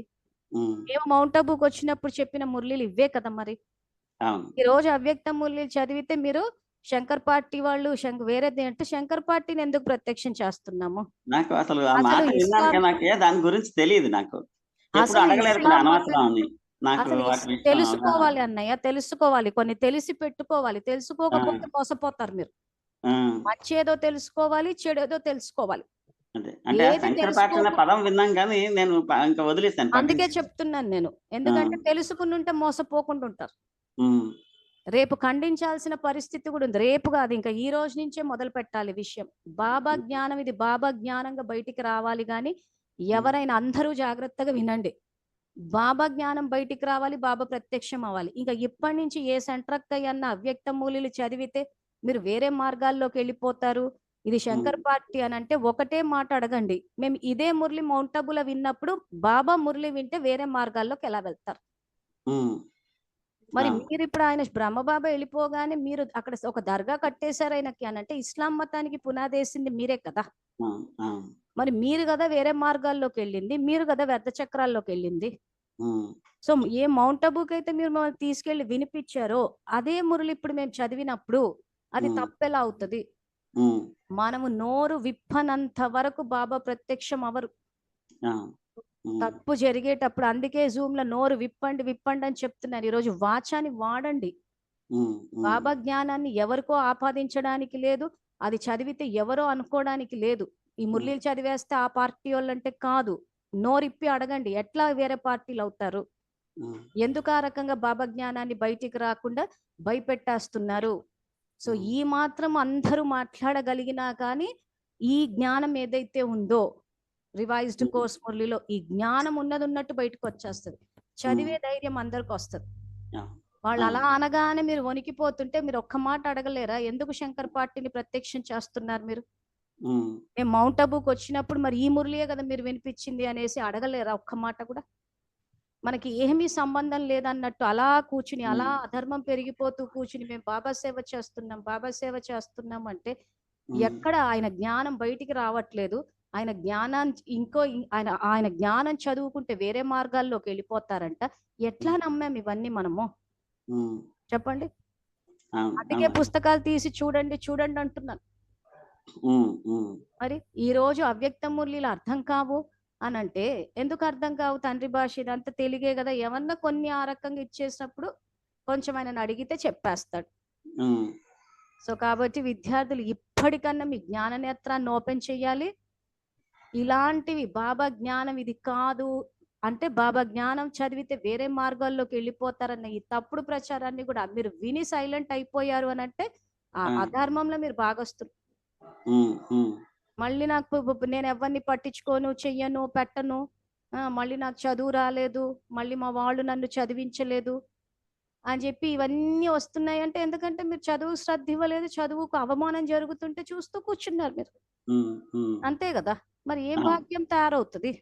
ఉమ్, సో కాబట్టి ఈ మురళిలో ఒకసారి చదువుకోండి. చదువుకుని ఏమైనా ఇప్పటికి ఇదేం అయిపోలేదు, ఒకసారి ఆలోచించండి. మళ్ళీ మళ్ళీ చెప్తున్నాను, నేను చెప్పేది కూడా నమ్మకండి. దయచేసి పుస్తకాలు తీసి చూడండి. చూసి మీకు ఏమైనా ప్రశ్నలు ఉంటే మళ్ళీ రేపు క్లాస్లో తెలుసుకుందాము. ఈ మురళి కంటిన్యూ అవుతుంది రేపు. సో మళ్ళీ రేపు ఇంకా ఎవరికైనా ఏమైనా ప్రశ్నలు ఉన్నాయా? అక్కయ్య చెప్పండి. శంకర్ ఎవరు? పార్టీ చెప్పండి. శంకర్ పార్టీ అంటే ఏంటి అక్కయ్య? శంకర్ పార్టీ అని అంటే ఇక్కడ బాబా పిల్లల్లో వీరేంద్రదేవ్ దీక్షితులని ఒక అన్నయ్య ఉన్నారు. మౌంట్ అబూల్ ఉండేవాడు. ఇప్పుడు ఏదైతే ఇప్పుడు మీరు జ్ఞానం చదువుతుంటే బాబా జ్ఞానం ఒకటైతే వేరే జ్ఞానం బయటకు వచ్చిందని మీకు అర్థమైందా? ప్రశ్న అడిగాను నేను మిమ్మల్ని, అందుకే చెప్తున్నాను నోరు విప్పండి అని. మీకు ఈ పుస్తకాలు చదువుతూ ఉంటే బాబా జ్ఞానం ఒకటైతే ఇంకొక జ్ఞానం బయటకు వచ్చిందని అర్థమైందా, అర్థం కాలేదా? అర్థమైంది అక్కయ్య, ఇప్పుడు అర్థమైంది. ఇదే విషయం ఆ రోజుల్లో అందరికీ అర్థమైంది. ప్రకాష్ మణి దాది గారు ఉన్నప్పుడు కూడా వాళ్ళకి అర్థమైంది. అసలు జ్ఞానం ఒకటైతే ఇంకో జ్ఞానం వీళ్ళు బయటికి తీసుకొచ్చారని అప్పటికే అందరికీ జ్ఞాననేత్రం ఓపెన్ అయినప్పుడు అక్కడ ఉద్యమం లేవదీశారు మౌంట్ అబూలో. ఆ ఉద్యమం లేవదీసింది ఈ వీరేంద్రదేవ్ దీక్షితులన్నే. ఆ ఉద్యమం లేవదీసినప్పుడు యాక్చువల్ గా అడిగిన వాళ్ళందరినీ ఏ రకంగానో అనగదొక్కేశారు వీళ్ళు. కానీ ఇతను ఏం చేశాడు, స్ట్రాంగ్ గా ఉద్యమం లేవదీసి అతను వెనకాల బ్రహ్మకుమారిల బాధితులు ఎవరైతే ఉన్నారో వీళ్ళంతా ఆనాడు అక్కడ మౌంట్ అబులో తిరుగుబాటు చేస్తే ఆ తిరుగుబాటును తట్టుకోలేక అవ్యక్త మురళిలు బయటికి తెచ్చింది ప్రకాశమణి దాది. తీసుకొచ్చి ఏం చేసింది, ఇంకా అవి బయటకు వచ్చేసిన తర్వాత చదవడం మొదలు పెడతారు కదా అందరూ. అందుకని ఆ రోజు నుంచి ఈ ప్రకాశమణి దాది బ్యాచ్ అంతా ఏం చేశారంటే, ఎవరైనా అవ్యక్త మురళి చదువుతున్నారంటే వీళ్ళు వేరే మార్గాల్లోకి వెళ్ళిపోతారు, వీళ్ళు శంకర్ పార్టీ అంటే ఆ వీరేంద్ర దీక్షితులు వాళ్ళది శంకర్ పార్టీ అని చెప్పి భయపెట్టడం మొదలు పెట్టారు. సో ఈ అవ్యక్త మురళిలు ఆయన తోటి ఎట్లా అసోసియేట్ అయిన ఎట్లా పేరు కలపబడిందంటే, ఆనాడు మౌంట్ అబులో ఈ ఉద్యమకారులంతా తీసిన ఉద్యమం అక్కడ. అతని వెనక ఈ బ్రహ్మకుమారిల బాధితులు అంటే వాళ్ళకి అర్థమైంది వీళ్ళు జ్ఞానం దాచేశారని. చేసేసి ఆ మౌంట్ అబులోనే జరిగింది. అది జరిగినప్పుడు ఆ పోరు పడలేక బయటికి తెచ్చి ఇంకా జ్ఞానం బయటికి వచ్చాక అందరు ఎక్కడ చదువుతారు అని చెప్పేసి ఈ రోజు ఎవరైనా మురళి చదువుతానంటే వీళ్ళు శంకర్ పార్టీ వేరే మార్గాల్లోకి వెళ్ళిపోతారు అని చెప్పి భయపెట్టేసి ఎవరిని చదవకుండా చేశారు. ఎందుకంటే చదివితే ఇదిగో ఇట్లాంటివన్నీ బయటపడిపోతాయి, బాబా సాధారణ కర్మ వ్యర్థ కర్మ అన్నారని. ఈ నిజాలు బయటకు వచ్చినప్పుడు ఏమైపోతుంది అంటే సామ్రాజ్యాలు కూలిపోతాయి. ఇంకా మీకు సబ్జెక్ట్ అర్థం కావడానికి ప్రహ్లాదుడు సినిమా చూడండి, హిరణ్యకశిపుణ్ణి చూస్తే వీళ్ళ యొక్క భావజాలం ఏంటా అన్నది మీకు స్పష్టంగా అర్థమవుతుంది. అంటే బాబా కన్నా ఒక స్టెప్. ఇప్పుడు ఈ విషయంలో ఏమంటున్నారు, మరి బాబా మురళిలో ఇలా చెయ్యొద్దు వ్యర్థం అంటున్నారు కదా అంటే, బాబా అన్నా కానీ బాబానే చెప్పారు, దాది దీదీలు అంటే మేము మాకన్నా ఒక స్టెప్ ఎక్కువ బాబా కన్నా. సో హిరణ్యకశిపుడు అదే అంటాడు, రాజ్యంలో నాదే నడవాలా అని చెప్పి. సో ఆ రకంగా ఆయనకంటే ఇప్పుడు మాదే నడవాలి, మా మహిమే జరగాలి అని చెప్పి ఆ బాబాని పక్కన పెట్టేసి నడిపారు. సో వీళ్ళకి ఏంటంటే ఆ పుణ్యం ఖాతా అన్నది ఇప్పుడు వచ్చింది. సో బాబా పాపాన్ని వినాశనం చేస్తారు కానీ పుణ్యాన్ని వినాశనం చెయ్యరు. సో ప్రకాశమణి దాది బ్యాచ్ పుణ్యం అంతా ఎక్కడొచ్చిందంటే కలియుగం ఎండింగ్ లో వచ్చింది. ఇప్పుడు వీళ్ళు ఎట్లాంటి కర్మలు ఆచరిస్తున్నారో మీ అందరికి అర్థమైంది కదా. సో ఇటువంటి కర్మలు ఆచరిస్తే ఎక్కడొస్తారు అధికారంలోకి, ఎండింగ్ లో వస్తారు. సో ఎండింగ్ లో వచ్చినప్పుడు వీళ్ళకి ఏమొచ్చాయి ప్రాప్తులు, ఏమీ రాలేదు. కనీసం ఒక బట్ట కట్టే సుఖం కూడా లేదు వీళ్ళకి. అవి వేసుకునేవి ఆ తెల్ల చీరలు. అక్కడ చూస్తేనేమో ఆ సత్యుగంతో కంపేర్ చేస్తేనేమో వాళ్ళకన్నీ పట్టు వస్త్రాలు, హై క్లాస్ ఇది ఉంటది అక్కడ వాళ్ళకి. వీళ్ళ ప్రాప్తి ఎక్కడొచ్చింది, కలియుగం ఎండింగ్ లో వచ్చింది. వచ్చేసరికి ఏంటి, కనీసం బట్టకు కూడా నోచుకోలేదు. వీళ్ళు ఒక తెల్ల బట్టలు వేసుకుంటారు, ఆ కోరికలు మిగిలిపోయి ఉన్నాయి. దానివల్ల ఏమైపోయిందంటే అప్పుడప్పుడు కాస్త పైనుంచి పట్టుగా చుట్టుకుంటారు. ఆ తర్వాత తిండి బానే ఉంటది కానీ ఎప్పుడు చూసినా రోగాలు. సో పూర్తిగా తినలేరు, ఇటు బట్టకి నోచుకోలేదు, తిండికి నోచుకోలేదు, సిమెంట్ ఇటుకల ఇల్లు, ఎప్పుడు చూసినా తిరుగుబాట్లు, ప్రకృతి చూస్తే తమో, ఇటు జనము సమస్య, ధనము సమస్య, ప్రతిదీ అంత అల్లకల్లోలమైన జీవితం. అందుకే ఇదంతా వ్యర్థం వ్యర్థం వ్యర్థం అంటాడు ఆయన. అంటే వ్యర్థ ఖాతాలు జమ చేశారంటే వ్యర్థ ప్రాప్తులే వస్తాయి, అంటే సుఖం ఉండదు ప్రాణానికి. సో సమర్థ ప్రాప్తి సత్యుగానికి వచ్చి ఆయన లెక్కన అసలు కలియుగి మనం చూసేసి అందరూ సుఖంగా ఉన్నారు బాగున్నారు అంటారే కానీ ఆరోగ్యమే లేనిది ఏం సంతోషంగా ఉంటాము. సో వ్యర్థ ఖాతాలు వేసేస్తానంటే ఇదిగో ఇలాగే ఈ ఎండింగ్ లో వచ్చి కూర్చుంటారు. కూర్చుని తినడానికి ఉండదు, ఆ రోగాలు, ఎప్పుడు చూసినా తిరుగుబాట్లు. సో జనాన్ని ధనాన్ని పోగేసామన్నదే ఒక రూల్ పెట్టేసుకుంటారు వీళ్ళు. సో దానివల్ల ఏమైపోతుంది, ఎప్పుడు చూసినా జనం వచ్చారా ధనం వచ్చారా. సో బాబా జనాన్ని ధనాన్ని రెండుటిని ఇస్తా అంటున్నాడు కానీ అది ప్రాప్తి చేసుకునే పద్ధతి మాత్రము యోగము సేవల ద్వారానే. సో అందుకని ఆనాడు ఆయన ఉద్యమం లేవదీసి ఆ మురళీలు బయటికి తీసుకొచ్చినందుకు ఆ రకంగా ఎవరైనా చదువుతానంటే ఆయన పేరు తీసేసి భయపెట్టేస్తున్నారు, చదవకుండా. అంటే మురళీలు చదవకుండా చేసేద్దామని. అది అక్కడ జరిగేది. సో కాబట్టి ఇప్పటి నుంచి ఎవరైనా ఆ పేరు తీస్తే చెప్పండి, మనము వేరే మార్గాల్లోకి వెళ్ళరు, మనము అన్నయ్య రవి అనే సౌండ్ వస్తుంది, కొంచెం ఆఫ్ చేయరా. సో అది చెప్పండి, ఇంక ఇప్పటి నుంచి ఇవి మురళీలు, ఇవి మౌంట్ అబులో మీరు తీసుకెళ్ళినప్పుడే చదివిన మురళీలు, దీని ద్వారా ఎవ్వరు వేరే మార్గాల్లోకి వెళ్ళరు. సో మీరందరూ నోరిప్పిన రోజునే బాబా జ్ఞానం యొక్క ప్రకాశం వ్యాపిస్తుంది. సో ఎక్కడ సరిదిద్దాలి, సెంటర్ల నుంచే సరిదిద్దాలి. అవును. సో సెంటర్లు మీరు మాట్లాడినప్పుడు చేసినప్పుడు మీ చదువుతున్న మురళీలు మీరు మౌంట్ అబుకి తీసుకెళ్ళినప్పుడు బాబా చెప్పిన మురళీలే, వేరే మార్గాల్లోకి వెళ్ళరు. జ్ఞానం యొక్క ప్రకాశం వ్యాపించాలి. శంకర్ పార్టీని ప్రత్యక్షం చెయ్యొద్దు, శివబాబాని ప్రత్యక్షం చెయ్యాలని ఇంక అందరూ నోరిప్పాలి. ఆయన జ్ఞానం ముందుకు తీసుకెళ్ళడానికి చదువుకుంటున్నాం కదా, బుద్ధి రూపి పాదాన్ని కదపొద్దు, ఇంకా స్థిరంగా ఉండాలి. ఎస్, ఇది బాబా జ్ఞానము, దీన్ని మేము తీసుకెళ్తాము. ఇంకా ఎవ్వరు శంకర్ పార్టీలన్నా ఇంకే పార్టీలన్నా ఏమన్నా చేసినా కానీ మేము బాబా కోసం ముందుకెళ్తాం అంతే. ఇంకా ప్రతిజ్ఞ. అర్థమైందా? అర్థమైంది అక్కయ్య. చేస్తారా అందరూ? చేస్తాం అక్కయ్య. బాబా జ్ఞానం ప్రకాశం వ్యాప్తి చేయడానికి మీ అందరి వైపు నుంచి మనస వాచ కర్మన అన్ని రకాలుగా ఎక్కడెక్కడ ఆయన జ్ఞానము వింటే తప్పుడు మార్గాలకు వెళ్తారు అవన్నీ ఖండిస్తూ పోవాలి. బాబా జ్ఞానం విని ఎవ్వరు తప్పుడు మార్గాల్లోకి వెళ్ళరు. అందరూ సహజ మార్గంలోకి వస్తారు, అందరూ శ్రేష్ఠ మార్గంలోకి వస్తారు, అందరూ అతీంద్రియ సుఖాన్ని పొందుతారు, ముక్తి జీవన్ ముక్తిని పొందుతారు. సో ఇవన్నీ చిన్న చిన్న పదాలు మీకు తెలిసినయే, చెప్పలేరా? చెప్పండి, ఈజీయే కదా. అందుకే చెప్పాను, జ్ఞానం చెప్పడం అంటే ఇలా పుస్తకాలు వేసుకుని ఇంత కష్టపడాల్సిన అవసరం కూడా లేదు. ఇలాంటి మాటలు మాట్లాడి అజ్ఞానం అన్న అంధకారాన్ని మీరు పారద్రోలినా పూర్తి మార్కులు పడిపోతాయి. ఎందుకంటే ఈ రోజు అంత పరమాత్మ జ్ఞానసాగరుడు వచ్చి చెప్పే వాక్యాలు చదువుకుంటే వేరే మార్గాల్లోకి వెళ్ళిపోతారంటే చూస్తూ కూర్చున్నాం మనం. వెళ్ళరు అని నోరిప్పి చెప్పగలగాలి ఇప్పుడు. ఓకేనా సీతమ్మక్క?